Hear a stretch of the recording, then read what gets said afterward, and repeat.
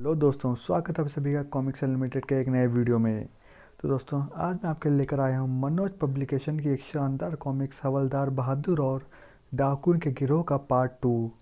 अगर आपने इसका पहला पार्ट नहीं पढ़ा है या नहीं देखा है तो आपको डिस्क्रिप्शन में उसका लिंक मिल जाएगा। तो दोस्तों, ज़्यादा टाइम न गवाते हुए चलिए शुरू करते हैं। हवलदार बहादुर ने चिढ़ाने वाले स्वर में कहा, ही, आप तो बेकार ही गुस्सा हो कर रहे हैं साहब। गोला खाइए, शांत हो जाइए। अभी खाता हूँ गोला। धार तड़ाक ठिशुम। हवलदार बहादुर चिल्लाया। अरे मत मारो साहब, मैं ही तो हवलदार बहादुर हूँ। हवलदार बहादुर तुम?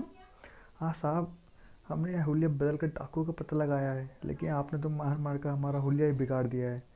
तूने पहले क्यों नहीं बताया दिया, मूर्ख आदमी। खैर, डाकू कहाँ है? हवलदार बहादुर इंस्पेक्टर के साथ जीप में सवार हो गए। हमें बहुत होशियारी छापा मारना होगा सर। बस तुम हमें अपने अड्डे तक पहुंचा दो, उनके अड्डे तक पहुंचा दो। छापा हम खुद मार लेंगे। यही है न डाकुओं का अड्डा। यह तो किसी डॉक्टर का मकान लगता है। नहीं सर, ये डाकुओं का अड्डा है। मैंने अपनी आंखों से डाकुओं के भीतर जाते हुए देखा है। इंस्पेक्टर खड़क सिंह पहले अकेला ही मकान के भीतर प्रविष्ट हुआ। यह तो कोई अस्पताल लगता है। क्या बात है इंस्पेक्टर साहब, हमें इस मकान में कुछ डाकुओं के आने की खबर मिली है। डाकू? क्या बात करते हैं इंस्पेक्टर साहब, यह मेरा प्राइवेट क्लिनिक है। ये भला डाकू का क्या काम? इंस्पेक्टर ने हवलदार बहादुर को भीतर बुलाया। यहाँ तो कोई डाकू नहीं है हवलदार। यहीं लोग तो डाकू हैं, देखिए सबके हाथों में प्लास्टर चढ़ा है। ये क्या मजाक है इंस्पेक्टर? ये सब मेरे मरीज हैं और अपनी टूटी हड्डियाँ इलाज कराने यहाँ आए हैं। मरीज? हाँ, लेकिन मैं तो इन सबको डाकू समझा था, क्योंकि इन सबके एक एक हाथ में प्लास्टर था और ये लोग। Shut up you fool. सिर्फ एक जैसे प्लास्टर के कारण तुमने इन शरीफ लोगों को डाकू समझ लिया। फिर इंस्पेक्टर को डॉक्टर राजकुमार से माफ़ी मांगनी पड़ी। कुछ देर बाद थाने में, आज के बाद अगर तुमने खुद को जासूस समझने की कोशिश की तो अच्छा नहीं होगा। खबरदार जो फिर कभी ऐसी मूर्खता की, गधे कहीं के। मगर हवलदार बहादुर भी जीत के पक्के थे। अगली शाम वह एक नए वेश में डाकू की तलाश में निकले। उन डाकुओं को पकड़ना खड़क सिंह के बस की बात नहीं है। मैं ही उन्हें तलाश करूंगा। चना जोर गरम। शहर की एक पॉश कॉलोनी। चना जोर गरम। मुझे 1 रुपए के दे दो। देता हूँ मुझे भी। तभी, 2 रुपए के चने देना भाई, पहले इन बच्चों को दे दूँ। इन्हें बाद में दे देना, मुझे ज़रा जल्दी है। अच्छा। युवक चने लेकर एक कोठी में प्रविष्ट हो गया। देखा बच्चों, मेरे चने कोठी बंगले वाले ही पसंद करते हैं। तभी आए, इन तीनों के हाथ में बाजे के वैसे ही बक्से हैं जैसे उस हिप्पी के हाथ में थे। हवलदार बहादुर के मन में संदेह ने सिर उभारा और वह कुछ देर जाकर खड़ा हो गया। दौड़ जा रहे हैं भीतर, बॉक्स भी है इनके पास। और हवलदार बहादुर ने अपनी अक्ल के दौड़े दौड़ाने शुरू किए। कुछ दिन पहले एक अपराधी पकड़ा गया था जो गिटार बॉक्स में राइफल छुपाकर घूम रहा था। कहीं उन युवकों के गिटार बॉक्स में भी हथियार तो नहीं? उसने खुद ही अपनी बातों का उत्तर दिया। उन बक्सों में हथियार ही है। ये वह युवक डाकू हो सकते हैं, बल्कि है।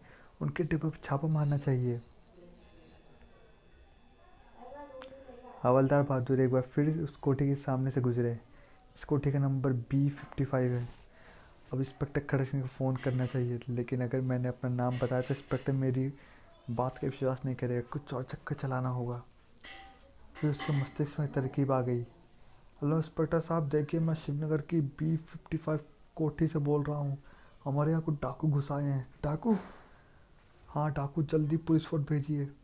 फिर उसने फ़ोन बंद कर दिया। दूसरी ओर से बोलने वाला कुछ पूछता ही रह गया, लेकिन हवलदार बहादुर ने ज़्यादा बात करना उचित नहीं समझा था। अब चलकर उस कोठी की निगरानी करता हूँ। जब पुलिस उस कोठी में पहुँचेगी, डाकुओं में भगदड़ मच जाएगी। 5 मिनट में इंस्पेक्टर खड़क सिंह वहाँ पहुँच जाएगा। 5 मिनट बाद P P P P police जीपों B55 के सामने रुकी। चारों ओर से कोठी को घेर लो। तभी दाएं दाएं। अरे बाप रे, यहाँ तो गोली की बौछार होने लगी। और डाकू तो सामने वाली कोठी में है। फिर इस कोठी से गोली कौन चला रहा है? पुलिस इधर फायरिंग का जवाब दे रहा था। दाएं दाएं दाएं। आ दाएं। काफ़ी देर तक दोनों ओर से गोलियां चलती रही। कोठी के भीतर पहुंचने की कोशिश करो। दाएं। ओके। एक सिपाही जीप की ओर से निकल के कोठी की ओर बढ़ा। आह! ये दृश्य देखकर हवलदार बहादुर की दिग्गी बंधी हुई थी। अगर मुझे गोली लग गई तो क्या होगा? बचा लो राम, 100 रुपये का प्रसाद चढ़ाऊंगा। अचानक कोठी किसी ओर से फायरिंग बंद हो गई। शायद उनके पास गोलियां खत्म हो गई हैं। फिर उसने जीप में लगे लाउडस्पीकर पर बदमाशों को चेतावनी दी। पुलिस ने तुम लोगों को चारों ओर से घेर लिया है और हम यह भी जानते हैं कि तुम्हारी गोलियां खत्म हो चुकी हैं। अगर जिंदा रहना चाहते हो तो हथियार फेंक कर बाहर आ जाओ। लेकिन काफ़ी देर तक कोठी से कोई बाहर नहीं आया। बाहर आ जाओ वरना हम हथगोले मारकर पूरी कोठी को नष्ट कर देंगे। तुम सब मारे जाओगे। इस बार भी चेतावनी का कोई प्रभाव नहीं हुआ। एक हथगोला कोठी के लॉन में फेंको। जस सिपाही ने आदेश का पालन किया। तभी बम मत फेंको, हम बाहर आने के लिए तैयार हैं। और वह सब हाथ उठाकर बाहर आ गए। वास्तव में वह डाकुओं का वही गिरोह था। सबके हाथों में हथकड़ी डाल दी गई।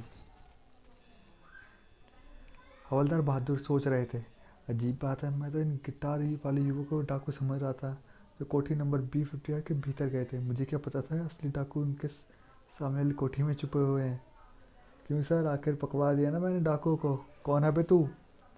हम हवलदार बहादुर हैं साहब, हमने ही तो आपको फ़ोन करके डाकू के बारे में सूचना दी थी। हवलदार बहादुर? हैरान ना होइए साहब, ये हमारा ही कारनामा है। इस युवक से पूछ लीजिए कि हम कितनी देर से यहाँ चने बेचने वाले के मेकअप में घूम रहे थे। दरअसल हम डाकुओं का पीछा करते हुए यहाँ तक पहुँचे थे। ये ठीक कह रहा है इंस्पेक्टर साहब, मैंने भी इनसे चने खरीदे थे। मुझे क्या पता था कि ये पुलिस के जासूस हैं। ये तो हमारे मेकअप का कमाल है भाई। तुम क्या खुद इंस्पेक्टर साहब भी हमें मेकअप में नहीं पहचान पाते? तुमने कमाल कर दिया हवलदार बहादुर। मुझे तो यकीन ही नहीं हो रहा है कि तुम इतना बड़ा कारनामा अंजाम दे सकते हो। हम तो इससे भी बड़ा कारनामा करके दिखा सकते हैं साहब, बस मौका मिलना चाहिए।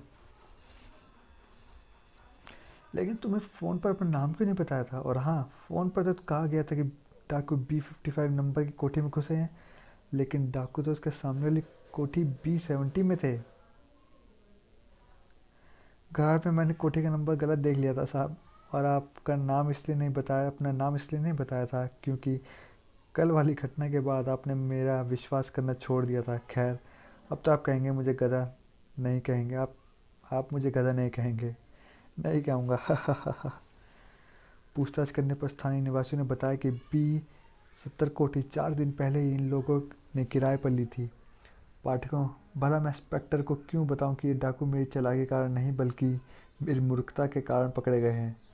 पुलिस को देखकर उन्होंने खुद ही गोली चलाकर अपना पता दे दिया।